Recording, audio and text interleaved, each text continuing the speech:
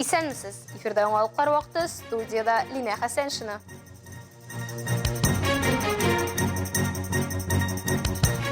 Кеше сәламәтлеге алгы планда. Ознакайда углерод изен эзлиләр.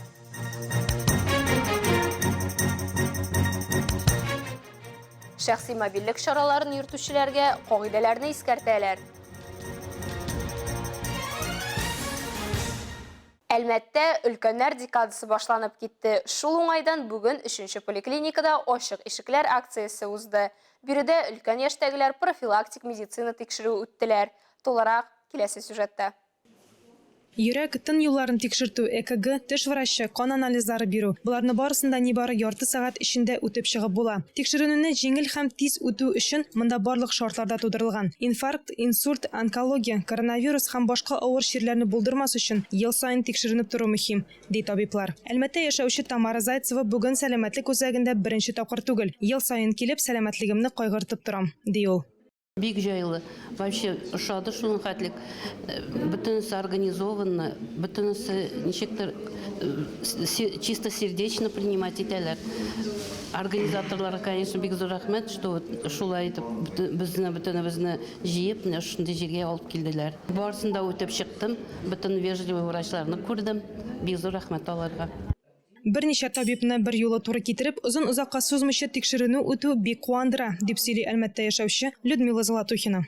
Все в одних кабинетах тоже здесь, вот начиная как их кровь, узнать как сахар, холестерин, да, это тоже сейчас очень важно в наше время, тоже с нашими всякими этими диетами, которые люди, например, не соблюдают и кушаем непонятно какую еду, а тут можно проконтролировать, да, себя. Вот вы сказали, с 18 лет, а вот сегодня приурочили к Дню пожилых людей. Это так приятно, здорово.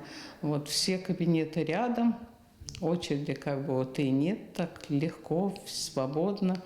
Ну, в общем, я желаю всем прийти сюда на обследование.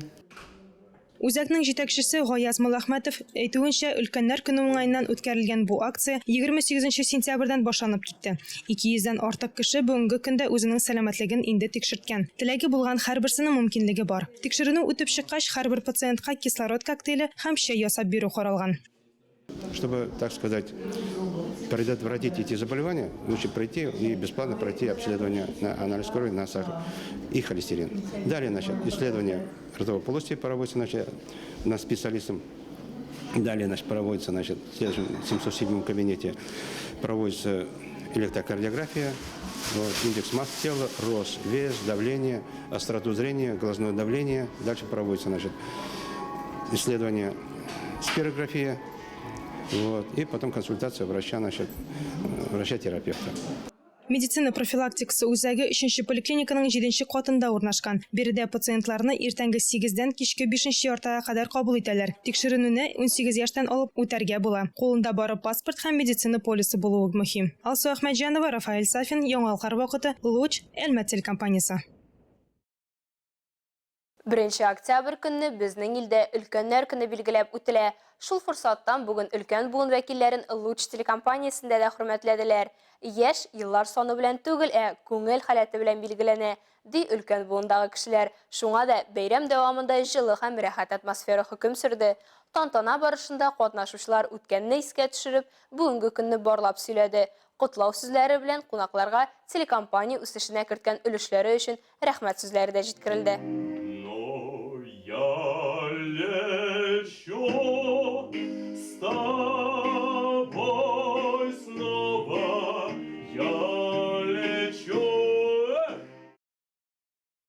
Башка темаларга Ознакай шәһәре Тау яшьләр үзәге базасында 8-нче сыйныф укучылары өчен углерод изе эзләү дигән укыту чарасы оештырылды. Әлеге өйрәнүләр бөтен Россия проекты буенча алып барыла. Шаралар циклы Татарстанда 2нче ел рәттән үткәрелә. Оештыручылар Татнефть хәйрия фонды һәм Киләчәк образы бөтен Россия мәгариф проекты.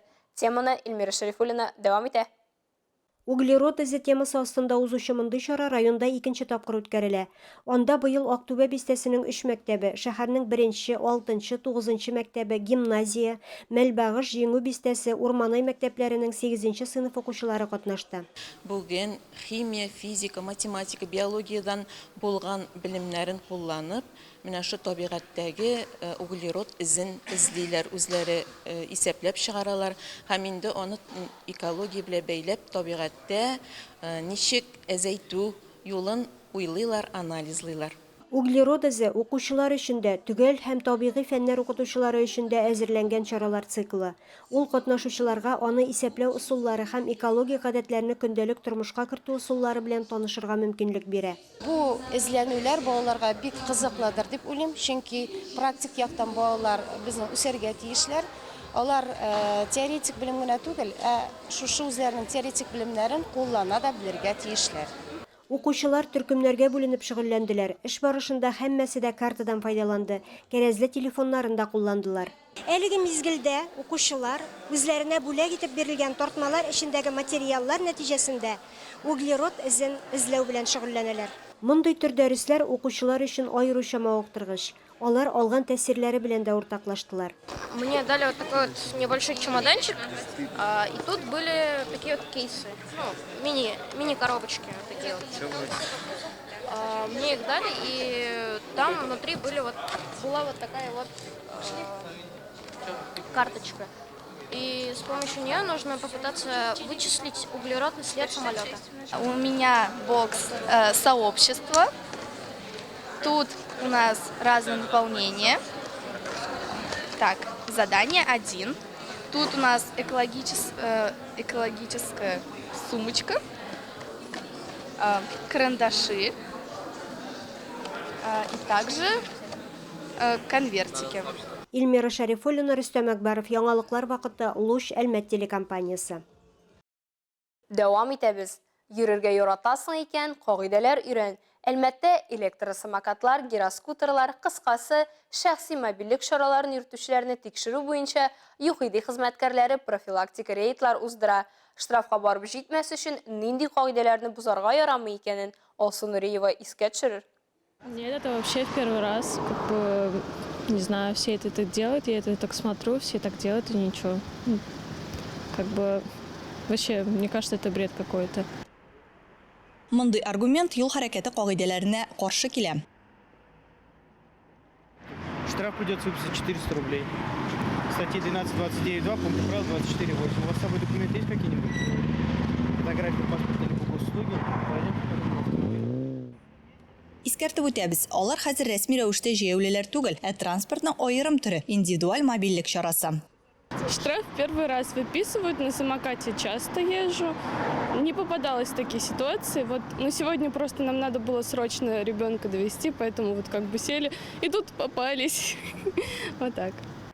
Электросамокат, монотегәрмеш, моноскутер, сигвей, электроскейтборд, индивидуаль мобильлек чаралары өчен башка транспорт төренә кебек үк юл хәрәкәте кагыйдәләре урнаштырылган. Төп пунктлар: 35 кг кадәр самокат өчен тизлек 25 км/сәгатьтән артмаска тиеш. Җәяүлек кичүдә самокаттан төшеп, аны янәшә тотып барырга тиеш. Пассажирлар йөртергә ярамый. 7 яшькә кадәрге балалар янында өлкән кеше булу зарур. Әгәр янәшәдә велосипед юллары булмаса гына тротуар буйлап барырга мөмкин. 14 яшьтән өлкәнрәкләргә юл читеннән дә барырга ярый.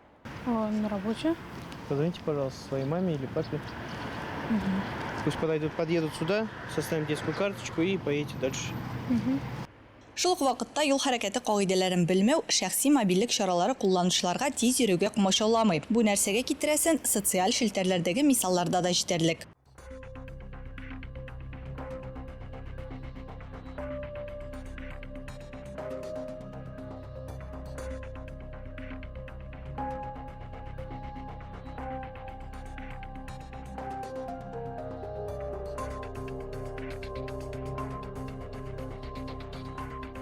ЮХИДИ мәгълүматлары буенча Әлмәт районында 2023 елда шәхси мобильлек чаралары катнашында 4 юл транспорт һәлакәте булган. Аларда 4 кеше зыян күргән. С целью профилактики аварийности с участием лиц, управляющих электросамокатами, сотрудники госавтоинспекции и отдел по делам несовершеннолетних провели рейд по соблюдению правил пользования средств индивидуальной мобильности. В результате профилактического рейда было выявлено 6 нарушителей. С участниками дорожного движения были проведены профилактические беседы о соблюдении правил дорожного движения. Шуны истә тоту мөһим. Юлда һәр юл хәрәкәтендә катнашучы үз иминлеге һәм башкаларның куркынычсызлыгы өчен җавап бирә. Электросамокат хуҗалары акланырга тырыша һәм төп аклану ул ашыга иде. Бу ашыгу аңа штраф китерәчәк. Әмма дәрес күпкә катырак булырга мөмкин иде. Әгәр шушы вакытта әлеге маршруттан башка кеше дә ашыккан булса. Алсу Нуриева, Рафаэль Сафин, яңалыклар вакыты, Луч Әлмәт телекомпаниясе.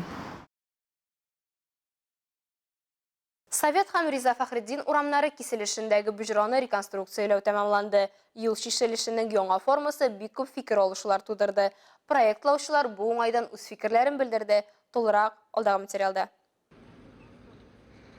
Соңгы елларда Әлмәттә автомобильләр саны шактый артты. Югары хәрәкәт сәгатьләрендә җанлы урамнарда бөкләр барлыкка килә. Әлеге проблеманы хәл итү максатында Hetz Group архитектура бюросы проект эшләде. Советская была как такой основной и сложной такой историей. И мы сразу увидели... Совет урамы барысыннан да иң катлаулысы булды. Җәяүлеләр һәм велосипедчылар күзлегеннән караганда кайсы бер өлешен проектланмаганын күрдек. Кайдадыр велосипед юллары гомумән юк иде. Һәм әлеге проектның төп максаты итеп без беренче чиратта юл хәрәкәтендә катнашучыларның барысы өчен дә куркынычсыз мөхит тудыруны куйдык. Именно создание безопасной, в первую очередь, среды для всех участников дорожного движения. Транспорт чишелешен формулаштыру турында карар тиз генә барлыкка килми. Проектлаучылар бу сорауга бик җаваплы карый. Транспорт үлчәмнәре ясыйлар, юл чаты ясау буҗраның зур яки кичкенә булу вариантларында уйлыйлар. Әмма бу вариантлар җәяүлеләрнең төп проблемасын шишә алмый. Белгеч фикеренчә, буҗраның яңа формасы бөкләргә йогынты ясамый. Юллар һәм юл полосалары санының үсеше машиналар агымын арттыра. Башка шәһәрләрдәге практика күрсәткәнчә, бу хәлне катлауландырырга мөмкин. Алсу Нуриева, Диана Юдина, Рафаэль Сафин, яңалыклар вакыты, Луч Әлмәт телекомпаниясе.